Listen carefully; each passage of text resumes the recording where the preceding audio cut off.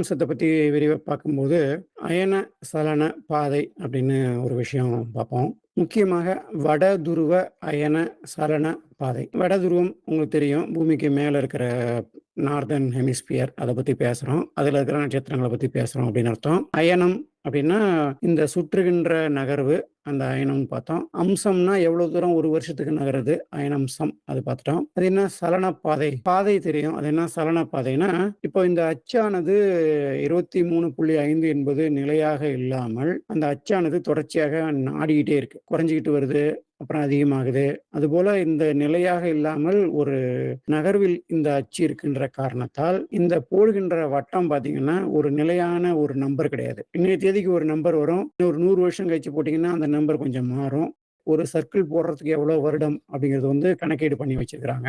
அந்த 1 வருட கணக்கீடு என்பது வருடா வருடம் கொஞ்சம் கொஞ்சம் மாறிக்கிட்டே இருக்கிறது. இதுக்கு பல காரணங்கள் இருக்கு. அத பத்தி பார்ப்போம். நீங்க பார்க்கின்ற இந்த கற்பனையான இந்த வட்டமான ஒரு பாதைக்கு பேர் வந்து அயன சலன பாதை அப்படின்னு சொல்றோம். சலனம் என்பது இந்த அச்சு தொடர்ச்சியாக மாறிக்கொண்டே இருக்கின்ற காரணத்தாலும், வேறு காரணங்களாலும் ஏற்படுகிறது. வடதுருவத்தில் 2 துருவ நட்சத்திரங்கள் நமக்கு இருக்கின்றன. தென் புலத்தில் ஒரே ஒரு நட்சத்திரம் மட்டும்தான் இருக்கிறது. இந்த அபிஜித் என்பது 12,000 வருடத்துக்கு முன்னால, அதாவது ராமர் இருந்த காலத்தில் இந்த அபிஜித் என்பது துருவ நட்சத்திரமாக இருந்திருக்கிறது. இப்போ நாம இருக்கிறது வந்து பொலாரிஸ் என்ற நட்சத்திரமானது நமக்கு 2,000 வருடங்களாக நாம் இதை துருவ நட்சத்திரமாக எடுத்துக்கொண்டிருக்கிறோம். இந்த நட்சத்திரமும் காலப்போக்கில் மாறி இந்த சர்க்கிள் வர்றதால மாறி போயிடும். இப்போ நமக்கு வடபுலத்தில் 2 நட்சத்திரங்கள் துருவ நட்சத்திரமாக இருக்கின்ற வாய்ப்பு இருக்கின்ற காரணத்தால் வடதுருவத்தின் என்ன சொல்லணும் பாதை தான் கணக்கில் எடுத்துக்கிறோம்.